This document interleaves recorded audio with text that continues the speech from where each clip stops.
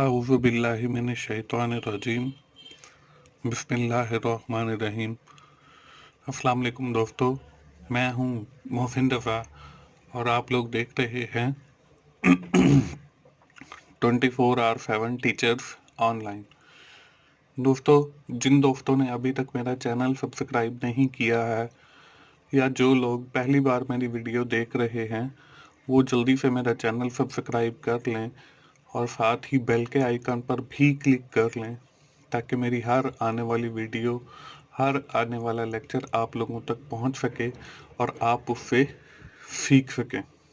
दोस्तों, क्लास चल रही है हमारी फाइनेंशियल अकाउंटिंग की और मुझे उम्मीद है कि आप लोग अब फाइनेंशियल अकाउंटिंग काफ़ी हद तक सीख चुके हैं।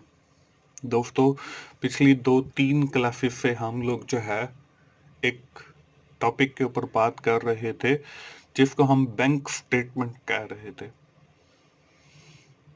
दोस्तों, इस बैंक स्टेटमेंट के साथ साथ हम लोगों ने कैश बुक और इन दोनों की जो एरर्स थी उनको ठीक करने के लिए हम लोग बना रहे थे बैंक रिकन्सिलिएशन स्टेटमेंट। और पिछले हमारे जो 2-3 लेक्चर गुजरे हैं उसमें हमने बैंक रिकन्सिलिएशन की बात की थी। दोस्तों, आज की इस लेक्चर से हम लोग एक नए टॉपिक को शुरू करने जा रहे हैं जिसको हम कह रहे हैं debtors, creditors, accruals and provision. दोस्तों, इस लेक्चर में हम देखेंगे डेबिटर्स क्या होते हैं, क्रेडिटर्स क्या होते हैं। दोस्तों, इससे पहले हम पिछली क्लास के अंदर, बहुत पहले शुरू की क्लासेस के अंदर हम लोग डेबिटर्स और क्रेडिटर्स के ऊपर बात कर चुके हैं, लेकिन हम यहाँ पे भी बात करेंगे और मैं आपको बताऊंगा कि यहाँ पे डेबिटर्स और क्रेडिटर्स के बारे में बात करना क्यों जरूरी है। उसके साथ ही हम लोग ये भी देखेंगे कि अक्रूवल्स क्या होती हैं और प्रोविजंस क्या होती हैं। तो चलिए हम आज की क्लास शुरू करते हैं। और आज की क्लास शुरू करने से पहले दोस्तों हम ये देख लेते हैं कि हमने पिछली क्लास के अंदर क्या किया था। दोस्तों, पिछली क्लास हमारी बैंक रिकन्सिलिएशन स्टेटमेंट के हवाले से थी और उसमें हमने देखा था कि हम कौन कौन से बुक्स मेंटेन करते हैं, फेवरेबल बैलेंस क्या होता है, अनफेवरेबल बैलेंस क्या होता है और एंट्रीज कौन सी होती हैं जिसको हम रिकन्सिलिएशन के लिए इस्तेमाल करते हैं। उसके साथ ही जो हमारी पिछली क्लास गुजरी है उसके अंदर मैंने आपको एक एग्जाम्पल के जरिए बैंक रिकन्सिलिएशन स्टेटमेंट समझाई थी और उसमें आपको ये भी बताया था कि कैसे हम बैंक रिकन्सिलिएशन स्टेटमेंट बनाते हैं। यहां तक तो थी है दोस्तों हमारी पिछली क्लास। आज की क्लास में हम बात करने वाले हैं डेबिटर्स के ऊपर, क्रेडिटर्स के ऊपर और हम ये भी देखेंगे कि अक्रूवल्स क्या होती हैं या अक्रूड एक्सपेंसेस से क्या मुराद है। उसके साथ ही हम लोग ये भी देखेंगे कि बैड डेबिट्स क्या होती हैं। उसके साथ हम ये भी देखेंगे कि प्रोविजन क्या होती हैं और प्रोविजन क्यों रखना जरूरी है। दोस्तों, आखिर के अंदर हम ये देखेंगे कि what is the difference between accrual and provision, कि अक्रूवल्स और प्रोविजन के दरमियान फर्क क्या होता है। दोस्तों, आज की हमारी क्लास के ये टॉपिक है। तो चलिए हम लोग सबसे पहले ये देखते हैं कि डेबिटर्स क्या होते हैं। Debtors are the third person parties from whom business owe money. कि डेबिटर्स ऐसे लोग हैं जिनसे हमने या किसी बिजनेस ने पैसे लेने होते हैं। यहाँ पे होम बिजनेस ओव मनी के जिससे कारोबार ने पैसे लेने होते हैं। These are receivable of the business against sale of goods। ये किसी कारोबार के रिसीवेबल भी होते हैं चीजें फरोख्त करने के अगेंस्ट। दोस्तों, जब भी हम कोई कारोबार शुरू करते हैं तो हम अपनी चीजें, अपनी प्रोडक्ट या सर्विसेज फरोख्त करते हैं। दोस्तों, कई बार ये होता है कि हम अपनी प्रोडक्ट या सर्विसेज उधार पर फरोख्त करते हैं। जब हम कोई अपनी प्रोडक्ट या सर्विसेज उधार पर फरोख्त करेंगे तो हमने उन लोगों से पैसे लेने होते हैं।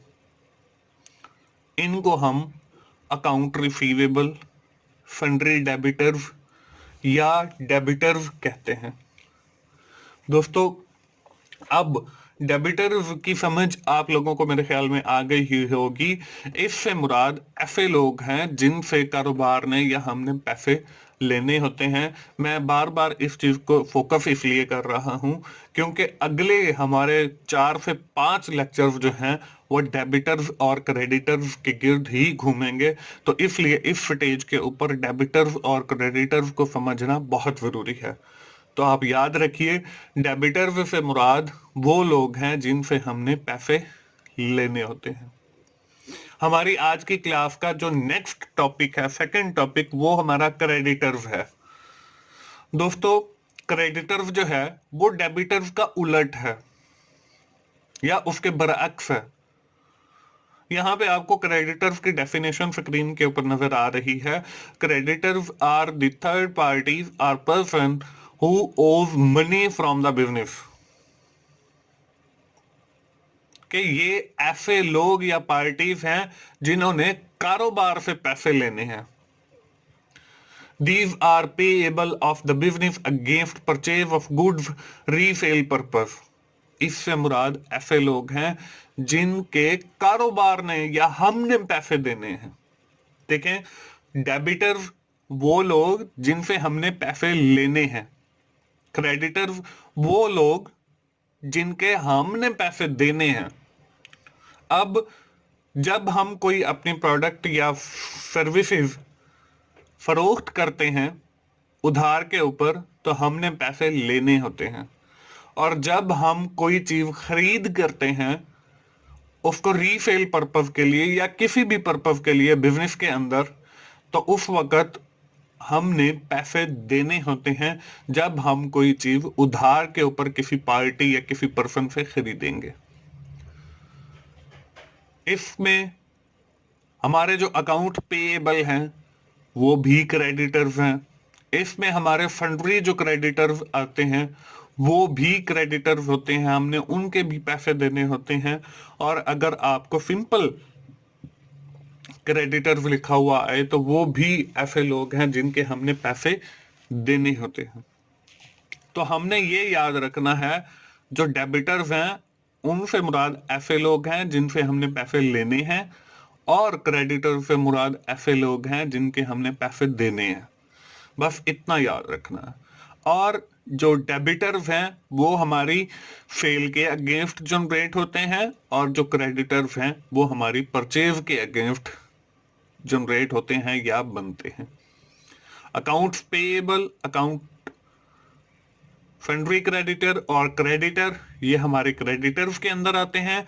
अकाउंट रिसीवेबल, फंड्री रिसीवेबल या फंड्री डेबिटर्स या डेबिटर्स, ये हमारे डेबिटर्स की कैटेगरी के अंदर आते हैं। तो चलिए आगे बढ़ते हैं और देखते हैं कि अगली स्लाइड के ऊपर क्या है। दोस्तों, अगली स्लाइड के ऊपर आपको अक्रूवल या अक्रूड एक्सपेंसेस नजर आ रहे हैं। दोस्तों, accrued expenses are the expenses which has been incurred, जो वाकई हो चुके हैं बट नॉट येट पेड, लेकिन हमने अभी तक उनकी अदायगी नहीं की है। एक्सपेंसेस मस्ट बी रिकॉर्डेड, हमने उन अखराजात को रिकॉर्ड कर लिया है इन द अकाउंटिंग पीरियड, उसी अकाउंटिंग पीरियड के अंदर इन विच इट इज अकर्ड, जिसके अंदर वो अकर हुए हैं। इससे मुराद ऐसे अखराजात हैं जो अकर तो हो चुके हैं, हमने उनको रिकॉर्ड भी कर लिया है, लेकिन हमने उनकी अदायगी नहीं की है बल्कि अभी अदायगी करनी है। इनको हम अक्रूवल्स या अक्रूड एक्सपेंसेस कहते हैं। दोस्तों, इससे मुराद हमारे बिल भी हो सकते हैं, इससे मुराद हमारे एम्प्लॉयज की सैलरीज भी हो सकती हैं। देखें, हमने कोई भी यूटिलिटी है, चाहे वो टेलीफोन की है, चाहे वो इलेक्ट्रिसिटी की है, हमने उसको for the month of January इस्तेमाल कर लिया, या जो एम्प्लॉयज हैं उन्होंने हमारे पास जनवरी के महीने में काम किया, तो हम जो है बिल की अदायगी या उनकी तनख्वाहों की अदायगी जो है वो फरवरी में जाके करते हैं। तो ये सारे हमारे अक्रूड एक्सपेंसेस की एग्जाम्पल हैं कि जो पहले हम वाक़े हो जाती हैं, पहले इनकर्ड हो जाती हैं या पहले अकर हो जाती हैं, और हम उसी अकाउंटिंग पीरियड के अंदर उसको रिकॉर्ड कर लेते हैं, लेकिन उनकी जो अदायगी है वो हम बाद में करते हैं या अभी तक नहीं की होती। वो हमारे सारे के सारे जो अखराजात हैं वो सारे के सारे अक्रूवल्स या अक्रूड एक्सपेंसेस के हेड के अंदर जाएंगे। दोस्तों, अगली स्लाइड के ऊपर आपको नजर आ रहा है बैड डेबिट। हमने डेबिटर्स पढ़े, हमने क्रेडिटर्स पढ़े, तो अब ये बैड डेबिट्स क्या है, इसकी डेफिनेशन आपको नजर आ रही है। Bad debits is the amount, इससे मुराद वो रकम है दैट इज नॉट रिकवर, जो हमें वसूल नहीं होगी फ्रॉम डेबिटर्स, डेबिटर से, और द अमाउंट, या वो रकम है विच इज नॉट कलेक्टेड, जो इकट्ठी नहीं होगी from the account receivable, account receivable से। This is consider the loss of the business, इसको कारोबार का नुकसान कंसिडर किया जाता है, and charge to the profit and loss account, और प्रॉफिट एंड लॉस अकाउंट को ये चार्ज की जाती है। तो दोस्तों, बैड डेबिट से मुराद ये है कि हमने देखें प्रोडक्ट एंड सर्विसेज फरोख्त की उधार के ऊपर, फॉर एग्जाम्पल 1000 के ऊपर हमने वो सर्विसेज फरोख्त की दो मुख्तलिफ लोगों को 500 के अगेंस्ट। अब हमारे जो अकाउंट रिसीवेबल हैं या जो डेबिटर्स हैं वो 1000 के हैं, उनमें से हमारे पास 500 तो रिकवर हो गए, या 500 ऐसे हैं जो हमें पता है कि नेक्स्ट वीक के अंदर आ जाएंगे, और उसमें से हमने जो 500 रुपए लेने हैं, वो बंदा कहता है कि जी मैंने तो आपके पैसे देने ही नहीं है। तो वो जो 500 होंगे जो हमें वापस रिकवर नहीं हुए, या वो जो 500 हैं जो वो बंदा कह रहा है कि मैंने आपके देने ही नहीं है, या इन केस ऑफ डेथ के वो बंदा फौत हो गया है और हमारे वो पैसे डूब गए हैं, तो हम इन सारे पैसों को कहेंगे बैड डेबिट, कि ये हमारे बैड डेट्स हैं जो हमें वापस वसूल नहीं होने हैं। या हो सकता है कि कभी फ्यूचर के अंदर उसमें से कुछ अमाउंट आ जाए और कुछ फिर भी ना आए। तो ये सारे जो बैड डेट्स होते हैं ये किसी भी बिजनेस का लॉस होते हैं, उसका नुकसान होते हैं, और इनको कारोबार जो है एक्सपेंसेस के अंदर कंसीडर करता है और प्रॉफिट एंड लॉस अकाउंट को चार्ज कर देता है। तो दोस्तों, बैड डेबिट से मुराद वो रकम है जो हमें मसूल नहीं होगी, या हमने किसी से पैसे लेने थे, इसने हमें कह दिया कि मैंने तो देने ही नहीं है, या वो नहीं देता वगैरह, ऐसे तमाम जो रकूम है वो बैड डेट्स कहलाती हैं, और कंपनी इसको एज एन एक्सपेंस कंसिडर करते हुए प्रॉफिट एंड लॉस अकाउंट को चार्ज कर देती है। दोस्तों, मुझे उम्मीद है कि आप लोगों को बैड डेट्स की भी समझ आ गई होगी, और ये जो बैड डेट्स हैं ये सिर्फ और सिर्फ हमारे डेबिटर्स के अगेंस्ट ही जनरेट होते हैं, क्योंकि हमने सिर्फ डेबिटर्स से ही पैसे लेने होते हैं। दोस्तों, आज की हमारी क्लास का जो नेक्स्ट टॉपिक था वो था प्रोविजन। अब प्रोविजन क्या है? Provision is the amount that the business save. Provision से मुराद वो अमाउंट है जो कारोबार सेव कर लेता है फॉर इट्स एक्सीडेंटल, जैसे हमारे पास कंपनी को आग लग गई, अर्थ के कोई जल्जला आ गया, लॉस हो गया, लाइक बैड डेट्स, या हमारे कोई बैड डेट्स बन गए, तो वो उस रकम में से उस नुकसान को पूरा कर लेते हैं। तो प्रोविजन से मुराद ऐसी रकम है जो कारोबार निकालकर अलग रख लेता है अपनी नागहानी सूरत हाल के लिए। मसलन कंपनी को आग लग गई, या कोई जल्जला आ गया, या कंपनी को नुकसान हुआ, या इसके अखराजात पूरे नहीं हो रहे, या कोई बैड डेट्स की सूरत में नुकसान हो गया तो कंपनी उस रकम से अपना कारोबार का जो नुकसान है वो पूरा करती है, और कारोबार जैसे चल रहा होता है वैसे ही चलता रहता है। तो प्रोविजन सिर्फ आप इतना याद रखें कि कंपनी एक खास अमाउंट जो है अपने प्रॉफिट में से निकाल के रख लेती है कि अगर हमें कोई नुकसान होता है या बैड डेट्स बनते हैं तो उस सूरत में हम जो है अपना कारोबार चलता रहे, उसके ऊपर कोई इफेक्ट ना पड़े, तो वो प्रोविजन की अमाउंट से जो है उतने पैसे निकाल कर वो लॉस को पूरा कर लेते हैं। और ये नॉर्मली यही बैड डेट्स के लिए भी रखी जाती है, और भी कई, जैसे एक्सीडेंटल, आपको मैंने बताया कि आग लग गई या कोई ज़लज़ला आ गया या कुछ और हो गया, तो इसके लिए, इन सारी चीज़ों के लिए भी कंपनीज जो है प्रोविजन निकाल कर रखती हैं। और बैड डेट्स के लिए भी मैंने आपको बताया कि बैड डेट्स के लिए भी कंपनीज जो हैं वो प्रोविजन निकाल कर रखती हैं। दोस्तों, इससे अगली स्लाइड के ऊपर आपको फर्क नजर आ रहा है, difference between accruals and provision, कि अक्रूवल और प्रोविजन में फर्क क्या है। दोस्तों, जो पहला फर्क है अक्रूवल और प्रोविजन के अंदर, अक्रूवल इज रिकॉर्डेड, कि अक्रूवल्स जो हैं वो रिकॉर्ड की जाती हैं उसी अकाउंटिंग पीरियड के अंदर, और प्रोविजन आर मेड, कि प्रोविजन जो है वो रखी जाती है, कि पैसे उतने निकाल कर अलग एक साइड पे रखे जाते हैं कि अगर हमें कोई नुकसान होगा तो हम इस अमाउंट से जो हमने मेड की है इससे पूरा करेंगे। The second difference between the accrual and provision is the accrual के अंदर हम लोग एग्जैक्ट अमाउंट इज नोन, कि हमें एग्जैक्ट अमाउंट का पता होता है कि हमारा जो बिल आया है वो 10 लाख का है, हमने जो सैलरीज देनी है वो 5,000 की देनी है। इट मीन्स कि we know the exact amount in accrual.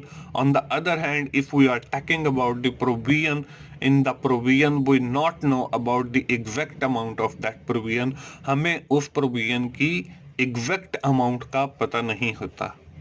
Company को आग लग गई, हमें नहीं पता कि हमारा कितना नुकसान होगा। हमारे 20,000 के डेबिटर्स थे, हमें नहीं पता कि उसमें से कितने लोग जो है वो भाग जाएंगे, कितने लोग ऐसे हैं जो हमारी अमाउंट जो है वो रिटर्न नहीं करेंगे, वो बैड डेट्स की सूरत में चले जाएंगे। हमें नहीं पता कि अगर ज़लज़ला आएगा तो हमारी कंपनी को कितना नुकसान होगा, और हम प्रोविजन से वो पैसे पूरे करेंगे। तो दोस्तों, ये बेसिक डिफरेंस है between the accrual and provision. दोस्तों, ये थी हमारी आज की क्लास। आज की क्लास में हम कोई एग्जाम्पल नहीं करेंगे, ना ही कोई एक्सरसाइज मैंने की दी आप लोगों को। वो इसलिए कि हम सिर्फ और सिर्फ आज इस क्लास के अंदर इन्हीं डेफिनेशन के ऊपर फोकस करेंगे।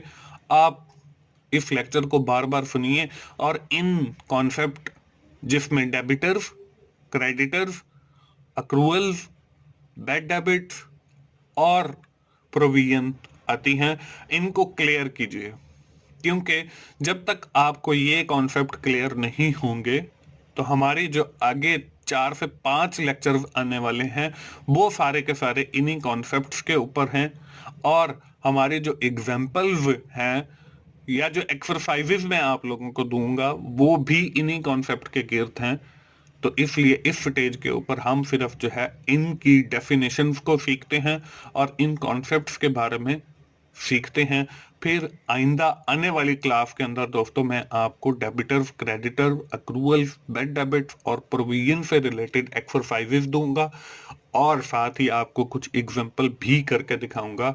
तो उस स्टेज पे आपको फिर अगर इन चीज़ों का पता है तो आप आसानी के साथ वो एक्सरसाइजेस या एग्जांपल सॉल्व कर सकते हैं। दोस्तों, ये थी हमारी आज की क्लास। मुझे उम्मीद है आप लोगों को फाइनेंशियल अकाउंटिंग की ये सीरीज पसंद आ रही है। दोस्तों, अगर आपको मेरी वीडियो अच्छी लग रही हैं और आप वाकई उससे कुछ सीख रहे हैं, तो आप मेरी वीडियोस को लाइक कीजिए और ज़्यादा से ज़्यादा अपने दोस्तों से शेयर कीजिए, ताकि वो भी फाइनेंशियल अकाउंटिंग के बारे में सीख सकें। और कमेंट्स की सूरत में अपना फीडबैक दीजिए, ताकि मैं और अपनी वीडियोस को ज़्यादा इम्प्रूव कर सकूं और अच्छी ज़्यादा वीडियोस बना सकूं।